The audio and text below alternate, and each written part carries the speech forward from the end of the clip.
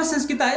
प्यारे दोस्तों, इस वीडियो में हम लेकर के आए हैं नट वैदिक साहित्यम का 25वां भाग, जिसमें आज हम आपको नारद सनत कुमार संवाद से संबंधित छांदोग्य उपनिषद के 7वें अध्याय के 11वें और 12वें खंड को बताने वाले हैं। इससे पूर्व 10 खंड इसके पूरे हो चुके हैं दोस्तों, नारद सनत कुमार संवाद से संबंधित, जो कि नेट के संस्कृत के कोड 73 और 25 दोनों के लिए ही बहुत महत्वपूर्ण है। यदि आपने वो वीडियोज नहीं देखी है तो डिस्क्रिप्शन में लिंक है, आप वहां जाकर के उनको देख सकते हैं। नारद जी सनत कुमार जी के पास आते हैं आत्मज्ञान हेतु। सनत कुमार जी उनको बताते हैं कि नारद, नाम से बढ़कर के वाणी, वाणी से बढ़कर के मन, मन से बढ़कर के संकल्प, संकल्प से बढ़कर के चित्त, चित्त से बढ़कर के ध्यान, ध्यान से बढ़कर विज्ञान, विज्ञान से बढ़कर के बल, बल से बढ़कर के अन्न, और अन्न से बढ़कर के जल, और जल से बढ़कर के तेज, और तेज से बढ़कर के आकाश बड़ा होता है। तो हमने कल तक की वीडियो में हमने जल तक के बारे में पढ़ा था, जहां तक सनत कुमार जी ने नारद जी को बताया कि हे नारद, जल सबसे श्रेष्ठ है। क्यों है, उसका क्या फल है, ये कल तक की वीडियो में बताया। आज पुनः जल से श्रेष्ठ क्या होता है, तेज होता है, वह बता रहे हैं। और तेज से श्रेष्ठ क्या होता है, आकाश होता है, वह भी बता रहे हैं, और साथ में उनका फल भी बता रहे हैं। तो चलिए मित्रों, चलते हैं इस वीडियो की ओर, इस भाग की ओर।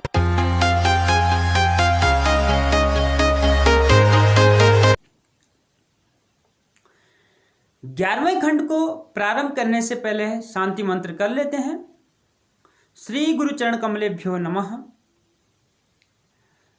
ओम आप्यायन्तु ममांगानि वाक् प्राणश्चक्षुः श्रोत्रमथो बलमिन्द्रियाणि च सर्वाणि सर्वं ब्रह्मोपनिषदं माहं ब्रह्म निराकुर्यां मा ब्रह्म निराकरोति निराकरणमस्तु निराकरणं मेस्तु तदात्मनि निरतेय उपनिषत्सु धर्मास्ते मयि सन्तु ते मयि सन्तु। ओम शांति शांति शांति।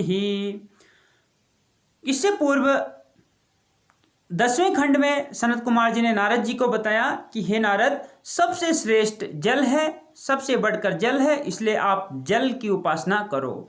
जल की उपासना के बारे में बताया, और साथ में जल क्यों श्रेष्ठ है सबसे, यह बताया, और जल की उपासना का फल भी नारद जी को सनत कुमार जी ने बताया।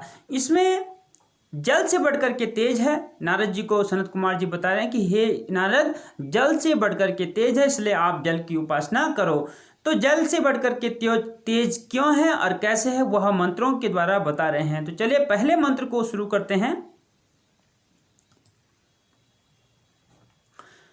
ओम तेजो वावाद्यो भूयस्तदा एतद्वायुमागृह्याकाशम् अभितपति तदाहुर्निशोचति निपतति वर्षिष्यति वा इति तेज एव तत्पूर्वं दर्शयित्वाथापः सृजते तदेतदूर्ध्वाभिश्चतिरश्चीभिश्च विद्युत्राह्रादश्चरन्ति तस्माद्दाहुर्विद्योतते स्तनयति वर्षिष्यति वा इति तेज एव तत्पूर्वं दर्शयित्वाथापः सृजते तेज उपास्वेति। इस तरीके से नारद जी को मंत्र के माध्यम से सनत कुमार जी बता रहे हैं कि हे नारद, तेज जो है वह जल से बढ़ करके है। तो कैसे है, वही यहाँ पर सनत कुमार जी ने बताया। भूयः तेजो वाव अद्भ्यो भूयः, तेज ही जल से बढ़कर है। तदा एतत्, वह इस प्रकार से वायुम आगृह्य आकाशम अभितपति, तेज क्या करता है, तेज वायु को ग्रहण करके आकाश को तप्त करता है, आकाश को गर्म करता है, गर्म करता है। क्या करता है, वायु को ग्रहण करके और आकाश को क्या करता है, तप्त करता है, गर्म करता है। तदाहुर निशोचति, तो जब ऐसा होता है कि तेज वायु को अपनी ओर ग्रहण करता है और वायु भी गर्म हो जाती है, और साथ में आकाश को भी क्या कर देता है, गर्म कर देता है। तो आकाश में ही वायु अंतर्निहित होती है, तो क्या होता है, गर्म गर्म सा लगने, स्पर्श जो होता है वह गर्म सा महसूस होता है। तो क्या होता है, तदाहु, तो लोग कहते हैं तद आहु, तो लोग कहने लगते हैं, क्या कहने लगते हैं कि निशोचति नितपति वर्षिष्यति, कि बहुत ज़्यादा गर्मी हो रही है। नितपति, तप रहा है, शरीर तप रहा है, और इसका मतलब है कि वर्षिष्यति, वर्षा होगी, ऐसा लोग कहते हैं। जब ऐसी स्थिति आती है कि आकाश भी गर्म सा लगता है, स्पर्श भी, वायु का स्पर्श भी गर्म लगता है। तो उस समय लोग क्या कहते हैं कि बहुत ज़्यादा गर्मी हो रही है, शरीर भी तप रहा है, तो पक्का वर्षा होगी। इति तेज एव तत्पूर्वम दर्शित्वा, तो कह रहे हैं इस प्रकार से तेज ही जल से पूर्व, जब बारिश होती है तो उससे पूर्व क्या करता है, अपने को दिखा करके, अपने को पहले दिखाता है, अथ आपः सृजते, और उसके बाद क्या करता है, जल की उत्पत्ति करता है, जल की सृजना करता है, जल की संरचना करता है। तो पहले तेज क्या करता है, अपने आप को दिखा देता है और फिर जो है बारिश होती। कहने का मतलब है कि जब बहुत ज़्यादा गर्मी पड़ती है तो लोग क्या कहते हैं कि पक्का जितनी गर्मी हो रही है उतनी ही बारिश भी होगी। तो इसका मतलब यह है कि तेज बारिश से पहले अर्थात जल से पहले तेज की उत्पत्ति हुई है, और तेज पुनः क्या करता है, अपने को दिखा करके अपनी उत्पत्ति के बाद जो है जल की उत्पत्ति करता है, अपने को दिखा करके जल की सृजना करता है। ऐसे नारद जी बता रहे हैं, इसलिए जो है तेज क्या है, जल से बड़ा है। और दूसरा उदाहरण भी दे रहे हैं, तद एतद वह यह कि दूसरा भी बता रहे हैं कि ऊर्ध्वाभिश्च तिरश्चिभिश्च तिरश्चिभिः ऊर्ध्वाभिः और तिरश्चिभिः विद्युद्भिः आह्लादः चरन्ति। कह रहे हैं कि जो बिजली होती है, बिजली के ऊर्ध्वागमन और तिर्यगमन, बिजली के ऊर्ध्वागमन मतलब ऊपर की ओर जाना और तिरछी जाना, बिजली का ऊपर की ओर जाना और तिरछी जाना, और साथ ही बिजली का क्या है, बिजली की गड़गड़ाहट होना, आह्लाद अर्थात गड़गड़ाहट, उससे क्या हो जाता है, पूरा आकाश जो है भर जाता है बिजली से। तो बिजली भी तेज का ही रूप है। कह रहे हैं कि बिजली का ऊर्ध्वागमन होना और तिरछा जाना और शब्द में गड़गड़ाहट, बिजली की गड़गड़ाहट होना, उससे पूरा आकाश क्या हो जाता है, भर जाता है। तस्माद आहु, तो लोग क्या कहते हैं, इससे लोग क्या कहते हैं, जब हमें आसमान में बिजली चमकती हुई दिखाई देती है, गड़गड़ाहट सुनाई देती है, तो लोग क्या कहते हैं कि विद्युतते स्तनयति वर्षिष्यति। लोग कहते हैं कि बिजली चमक रही है और बादल स्तनयति गरजना करना, अर्थात बादल गरज रहे हैं, और वर्षिष्यति इसका मतलब है कि वर्षा होगी। क्या कहते हैं कि बिजली चमक रही है बहुत तेज से और बादल गड़गड़ाहट कर रहे हैं बहुत तेजी से, और इसका मतलब है कि वर्षिष्यति व इति, कि बादल इस बरसेंगे, बारिश होगी ही। इति तेज एव तत्पूर्वम दर्शित्वा, इस प्रकार से तेज ही बारिश से पहले, जल से पहले अपने को दिखा करके, और अथ आपः सृजते, उसके बाद जल की सृजना करता है, उसके बाद जल की उत्पत्ति करता है। इसलिए हे नारद, तेज एव उपास्यति, इसलिए तुम तेज की ही उपासना करो, ऐसा नारद जी को सनत कुमार जी बता रहे हैं। कहने का मतलब है, दो उदाहरण यहाँ पर सनत कुमार जी ने दिए कि जब भी क्या होता है, गर्मी ज़्यादा लगती है, गर्मी का महसूस होता है, त्वचा में स्पर्श होता है, तो उससे भी हम अनुमान लगाते हैं कि इसका मतलब है जितनी गर्मी हो रही उतनी ही बरसात भी होगी, बारिश भी होगी। तो इसका मतलब है तेज पहले है, क्योंकि तेज के द्वारा ही गर्मी लग रही है, तो तेज पहले, उसके बाद तेज पहले आने के बाद क्या करता है, जल की उत्पत्ति करता है, बारिश होती है। दूसरा उदाहरण जो दिया बिजली चमकने का और बादलों की गड़गड़ाहट का, तो वह भी जो है, वह भी तेज की उत्पत्ति का कारण है। अर्थात पहले क्या होता है, तेज चमकता है, तेज आता है, और उसके बाद वह क्या करता है, जल की सृजना करता है, जल की उत्पत्ति करता है। इसलिए जो है क्या है, तेज जल से बड़ा है। अब चलते हैं दूसरे मंत्र में सनत कुमार जी नारद जी को बता रहे हैं कि किस प्रकार से आपने तेज की उपासना करनी है और तेज की उपासना करने का फल क्या है। तो प्रारंभ करते हैं दूसरे मंत्र को।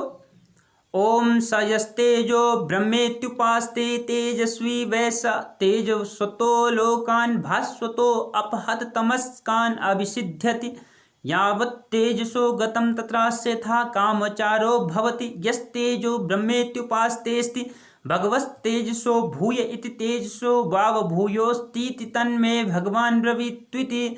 तो यहाँ पर क्या कह रहे हैं, सनत कुमार जी नारद जी को बता रहे हैं कि नारद जी, आपने किस प्रकार से ब्रह्म की उपासना करनी है। और साथ में फल भी इसका बता रहे हैं। अब कह रहे हैं कि स यस तेजो, हे नारद, जो यह तेज, जो व्यक्ति जो है वह, जो व्यक्ति तेजो ब्रह्मेति उपासते, तेज की यह ब्रह्म है इस प्रकार से जान करके उपासना करता है, तो वह तेजस्वी होकर, तेजस्वी वैसह, वह तेजस्वी होकर तेजस्वतो, जो तेजवान जो लोग होते हैं, तेज संपन्न जो लोग होते हैं, लोकान, उन लोगों को, भास्वतो, जो प्रकाशित लोग होते हैं, प्रकाशमान जो लोग होते हैं, प्रकाशमान लोगों को, और अपहत तमस्कान, और जहाँ से अंधेरा हमेशा के लिए दूर हो गया हो ऐसे लोगों को, अर्थात तमोहीन लोगों को वह प्राप्त करता है। यावत तेजसो गतम तत्रास्य था कामचारो भवति, जहाँ तक तेज की गति रहती है, जब तक तेज की गति रहेगी तब तक उसकी यथेच्छ गति होती है। यस तेजो ब्रह्मेति उपासतेस्ति, जो तेज को क्या यह ब्रह्म है ऐसा जान करके उपासना करता है। तो यह नारद जी बता रहे हैं कि, यह सनत कुमार जी बता रहे हैं कि नारद जी, जो व्यक्ति तेज को ब्रह्म जान करके उपासना करता है वो तेज संपन्न, प्रकाशवान और तमोहीन लोगों को प्राप्त करता है। और आगे अब नारद जी क्या पूछ रहे हैं कि भगवस तेज सो भूयेति, हे भगवान क्या तेज से भी बढ़कर के कुछ है? तो सनत कुमार जी कहते हैं तेजसो वाव भूयो अस्तीति, हे नारद तेज से भी बड़ा है ही। तो नारद जी पुनः कहते हैं तन्मे भगवान ब्रवीतु इति, तो कहते हैं कि हे भगवान तो मुझे उसी को बतलाइए, मुझे उसी का उपदेश कीजिए। तो इस प्रकार से जो है नारद जी पुनः प्रश्न करते हैं और सनत कुमार जी पुनः बताते भी हैं कि तेज से बढ़कर के भी कुछ है। तो आगे वाले खंड में उसी को बता रहे हैं। इति छांदोग्योपनिषदि सप्तमाध्याय एकादश खंड, यहाँ पर जो है छांदोग्योपनिषद के 7वें अध्याय का 11वां खंड का विराम हो जाता है। आगे चलते हैं दोस्तों 12वें खंड में। 12वें खंड में तेज से बढ़कर के क्या है वही सनत कुमार जी नारद जी को बता रहे हैं। द्वादशः खंडः आकाशस्तेजसो भूयः। अब यहाँ पर कह रहे हैं कि आकाश जो है तेज से बड़ा है, तेज से बढ़कर है। तो कैसे हैं वो मंत्र में सनत कुमार जी बता रहे हैं। तो चलिए मंत्र को प्रारंभ कर लेते हैं। ओम आकाशो वाव तेजसो भूयान्नाकाशे वै सूर्या चंद्रमसा उभौ विद्युन्नक्षत्राण्यग्निराकाशेन्नाह्वयित्वाकाशेन शृणोत्याकाशेन प्रतिशृणोत्याकाशे रमतराकाशे आकाशे न रमत आकाशे जायत आकाशम अभिजायत आकाशम उपास्वेति। यहाँ पर देखेंगे किस तरीके से सनत कुमार जी कह रहे हैं। सनत कुमार जी कह रहे हैं कि हे नारद आकाशो वाव तेजसो भूयः, आकाश जो है वह तेज से बड़ा है, तेज से बढ़कर के है। तो कैसे हैं? तो कह रहे हैं कि आकाशे वह सूर्या चंद्रमसो उभौ, आकाश में ही जो है सूर्य और चंद्रमा दोनों ही है। और विद्युत नक्षत्राणि अग्नि, विद्युत है, नक्षत्र तारागण इत्यादि है और अग्नि है, ये सभी आकाश में ही स्थित है। आकाशेन, ये सभी क्या है आकाश में ही स्थित है। अब कह रहे हैं आकाशेन आकाशेन आह्वयति आकाशेन शृणोति।